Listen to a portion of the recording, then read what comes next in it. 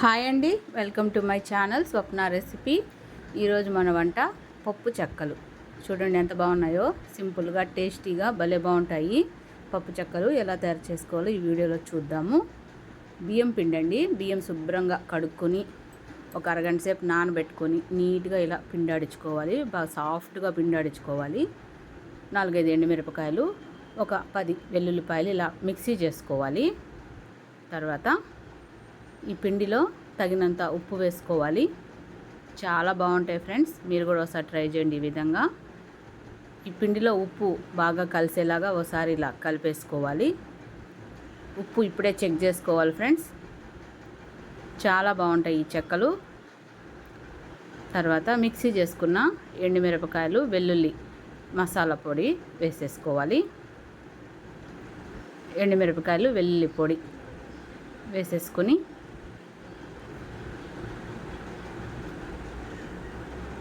చాలా simple recipe friends. ఇది పిల్లలు చాలా ఇష్టంగా తింటారు. మా చిన్నతనంలో మా అమ్మ మాకు ఇలాగే ఇంట్లో చేసి పెట్టేవాళ్ళు. నానబెట్టిన పెసరపప్పు తగినంత వేసుకోవాలి. నానబెట్టిన పచ్చిశనగపప్పు తగినంత వేసుకోవాలి. ఒక 15 నిమిషాలు నానబెట్టుకుంటే సరిపోతుంది. పెసరపప్పు, పచ్చిశనగపప్పు, కరివేపాకుని ఇలా కట్ చేసుకుని వేసుకోవాలి. చాలా బాగుంటాయి ఫ్రెండ్స్.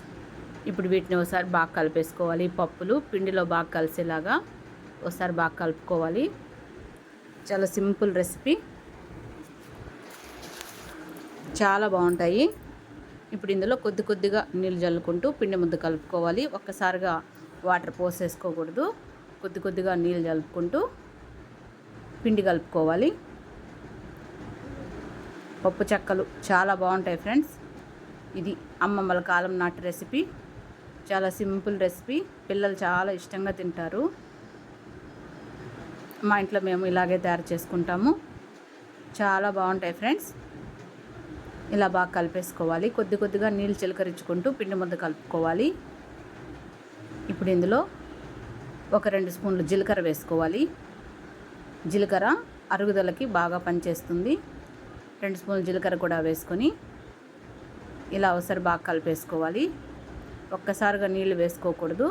కొద్దిగా నీళ్ళు జల్లుకుంటూ పిండి ముద్ద కలుపుకోవాలి. చాలా బాగుంటాయి ఫ్రెండ్స్. ఈ విధంగా పిండి కలుపుకోవాలి.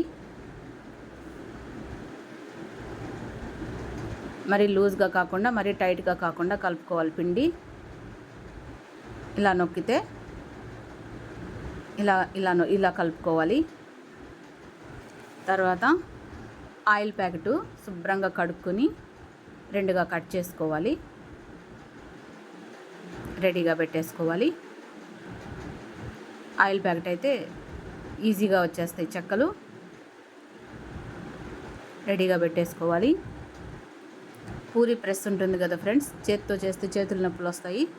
పూరీ ప్రెస్ తీసుకుంటే ఈజీగా చేసుకోవచ్చు. పూరీ ప్రెస్ తీసుకొని రెడీగా పెట్టేసుకోవాలి. చాలా బాగుంటాయి ఫ్రెండ్స్. ఇప్పుడు ఇందులో కొద్దిగా ఆయిల్ వేసుకోవాలి. ఎక్కువ ఆయిల్ ఏం అవసరం లేదు. కొద్దిగా ఆయిల్ వేసుకొని కొద్దిగా చేతికి ఆయిల్ తడుపుకుంటూ కొద్దిగా పిండి ముద్దలు తీసుకొని ఇలా ఉండలు చేసుకోవాలి. ఇలా ఉండలు చేసుకోవాలి. చేసుకున్న వండలన్నీ ఒక పక్కన పెట్టుకోవాలి. రెడీగా ఒక 10-15 చేసి పక్కన ఉంచుకోవాలి. చాలా సింపుల్గా చేసుకోవచ్చు ఫ్రెండ్స్. పిల్లలు చాలా ఇష్టంగా తింటారు చెక్కలు. చాలా బాగుంటాయి. పూరి ప్రెస్ పైన ఆయిల్ కవర్ వేసేసి కొద్దిగా ఆయిల్ అప్లై చేసి పిండి ముద్ద నుంచి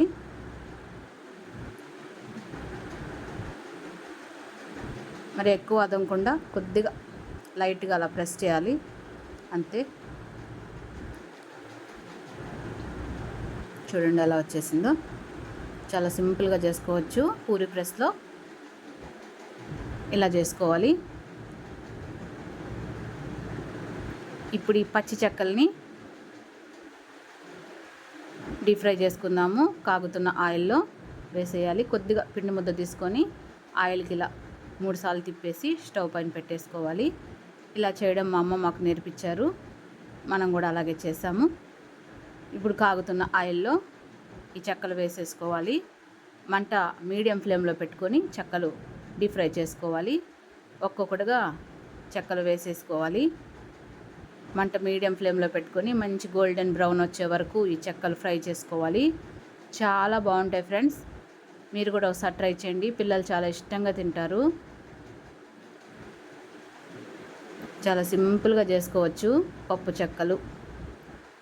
చూడండి ఎంత బాగా రెడీ అవుతున్నాయో. మంచి గోల్డెన్ బ్రౌన్ వచ్చే వరకు ఈ చెక్కలు కాల్చుకోవాలి.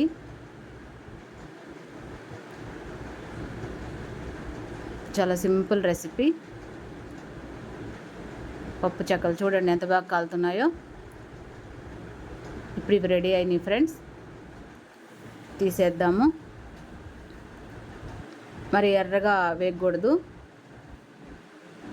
మంచి గోల్డెన్ బ్రౌన్ కలర్ వచ్చే వరకు వేయించాము. తీసేసి ఈ ఆయిల్ అంతా కొద్దిగా వడిచే వరకు ఒక సైడ్కి ఇలా వంచి పెట్టుకొని ఆయిల్ అంతా దిగిపోయే వరకు కాసేపు ఇలా నొక్కి పట్టుకోవాలి. టిష్యూ పేపర్ వేసిన ఒక బౌల్లో వీటిని వేసేసుకోవాలి. ఎక్సెస్ ఆయిల్ అంతా ఈ టిష్యూ పేపర్ పీల్ చేసుకుంటుంది. ఇంతే ఫ్రెండ్స్ పప్పు చెక్కలు చేయడం. చూడండి ఎంత బాగా రెడీ అయినాయో. చాలా బాగుంటాయి ఫ్రెండ్స్ పప్పు చెక్కలు. చూడండి ఎంత బాగా రెడీ అయ్యాయో. చాలా ఈజీగా చేసుకోవచ్చు. చూడండి ఎంత బాగున్నాయో.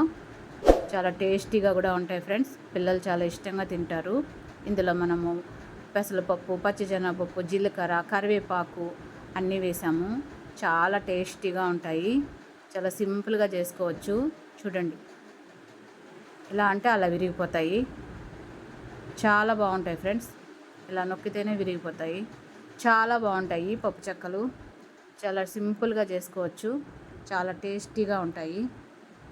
చాలా సింపుల్ రెసిపీ ఫ్రెండ్స్ పప్పు చెక్కలు. వీడియో నచ్చితే లైక్ చేసి సబ్స్క్రైబ్ చేసుకోండి.